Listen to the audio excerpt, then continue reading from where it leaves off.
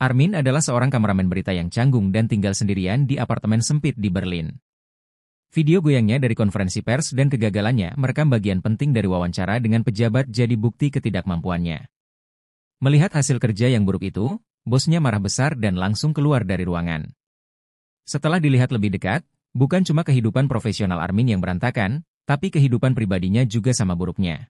Armin adalah seorang duda berusia 40 tahun yang sedang menghadapi situasi keuangan yang cukup sulit.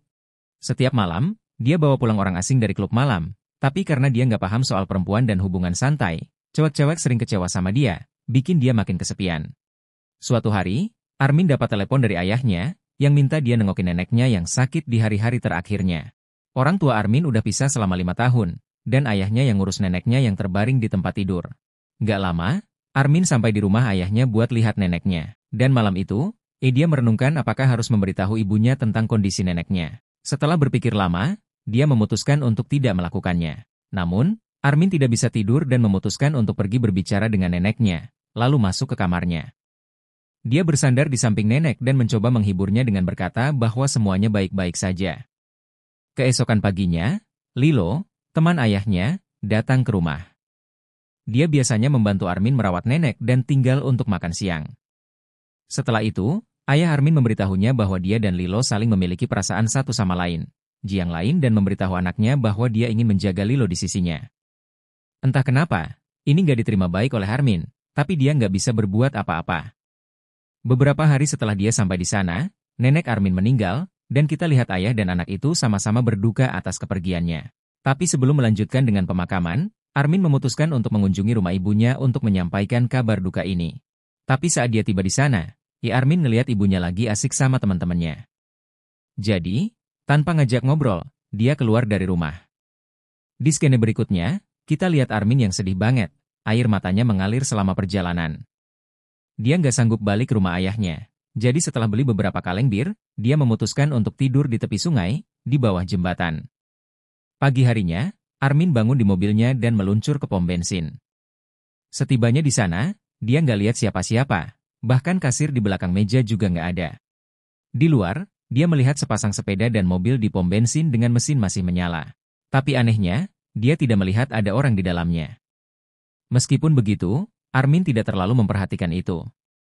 Hanya ketika dia mulai melihat jalanan yang sepi dan beberapa sepeda tergeletak di jalan, perasaan aneh itu akhirnya menyergapnya. Jadi, Armin keluar dari mobil untuk menilai situasinya. Lalu, Armin melihat ke sungai di bawah, dan dia terkejut melihat kapal pesiar kosong melayang tanpa arah.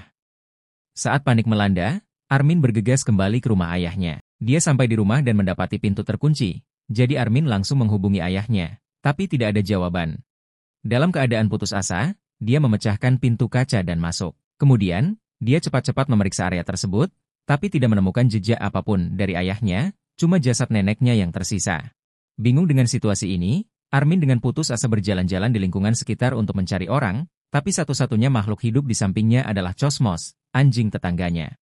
Malam itu, Armin pergi ke rumah tetangganya dan mendapatkan sebuah pistol. Dia kemudian menelan segenggam pil dengan bir, berniat untuk mengakhiri hidupnya sekali untuk selamanya. Namun, itu justru membuatnya muntah di seluruh tubuhnya, merusak rencananya untuk mengakhiri hidup. Keesokan paginya, setelah sadar, Armin mencuci muntahnya dengan air botolan. Setelah menenangkan diri, dia memutuskan untuk melakukan ritual terakhir untuk mengantar neneknya. Ngeliatin berbagai kendaraan yang ditinggal di jalan sepi, Armin nemu pos pemeriksaan yang bikin mobilnya nggak bisa lewat. Di tengah kekacauan, hidup masih kasih dia kesempatan untuk naik mobil polisi yang keren. Saat ngebut di jalan, Armin senyum lebar karena bahagia untuk pertama kalinya dalam waktu yang lama.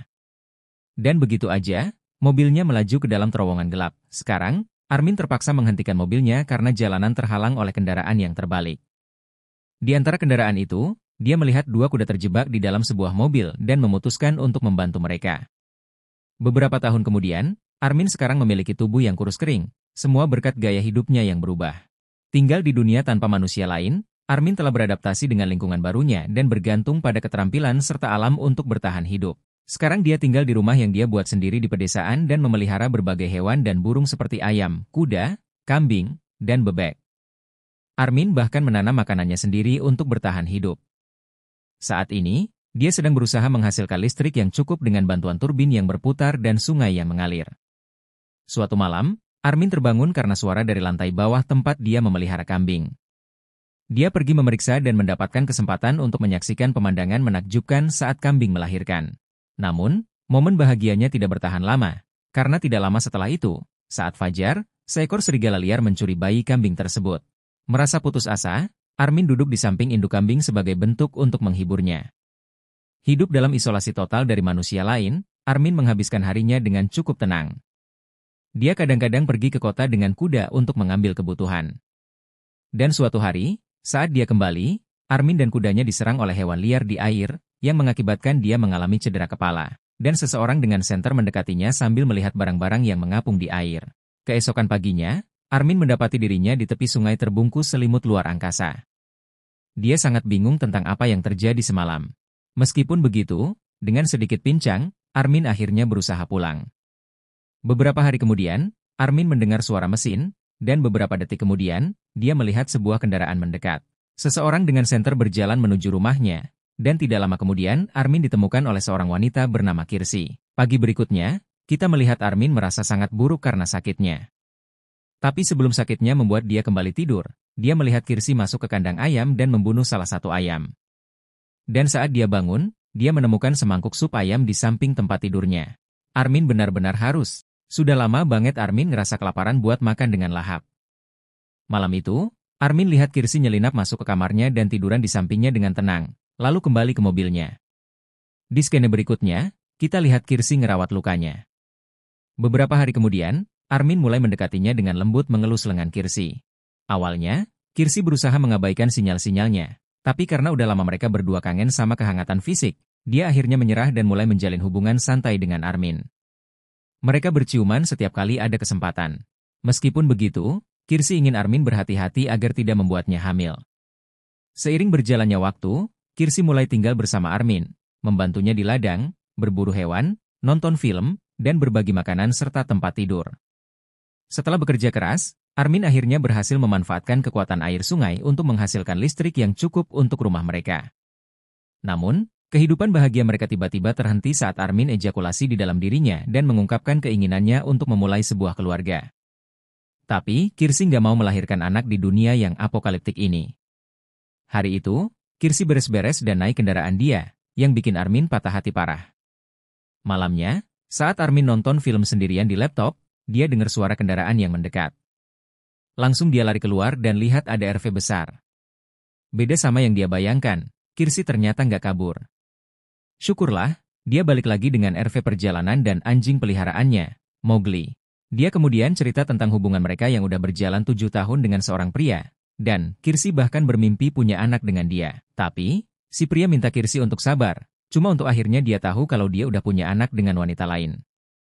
Di dalam toko, Armin lagi ambil barang-barang pas dia dengar Kirsi main musik di mobilnya. Dia keluar dan dengan semangat ikut bergerak sesuai irama musik. Terus, Armin ngajak Kirsi buat bergabung, dan mereka berdua nari seolah-olah nggak ada hari esok. Keesokan paginya, dalam perjalanan pulang, Kirsi dengan sedih melihat Armin yang lagi nyetir. Tapi, mereka nggak nyangka bakal ada masalah, karena ban mobilnya terkena paku jebakan di dekat rumah mereka. Kirsi bilang ke Armin supaya dia harus benerin ban itu sebelum besok, karena dia bakal pergi. Dan menyadari bahwa tidak ada yang bisa dia lakukan tentang ini, Armin dengan marah berjalan menuju rumah. Di malam hari, Armin gelisah, menatap wajah Kirsi yang sedang tidur, mungkin merenungkan hidupnya tanpa keberadaan dan sosoknya. Keesokan paginya, Kirsi bangun sendirian di tempat tidur. Saat dia menyesap kopi, matanya jatuh pada buku resep tua. Saat membuka halamannya, dia menemukan foto Armin bersama neneknya yang membuatnya tersenyum. Sementara itu, Armin datang mengemudikan RV mereka. Dia sudah memperbaiki ban dengan bekerja semalaman. Dia kemudian menyerahkan. Armin menyerahkan kunci dan mengingatkan Kirsi agar tidak ngebut karena bannya kadang bisa goyang. Selanjutnya, saat Kirsi sedang merapikan barang-barangnya, Armin bertanya apakah dia akan kembali. Tapi Kirsi bilang dia mau pergi selamanya dan bilang ke Armin untuk tidak menunggunya. Lalu, dengan ciuman perpisahan yang penuh perasaan, Kirsi bersiap untuk pergi. Tapi tiba-tiba, Armin menghentikannya, dan bilang ke dia kalau dia mau ikut. Dia minta Kirsi tunggu sebentar dan lari kembali ke rumah untuk membebaskan semua hewannya. Tapi, Kirsi nggak mau dia ikut, jadi tanpa buang-buang waktu, dia langsung pergi dengan kendaraannya. Di sisi lain, Armin hanya bisa tertegun. Tapi, dia nggak bisa berbuat apa-apa kecuali melihat kendaraan itu sampai menghilang dari pandangannya.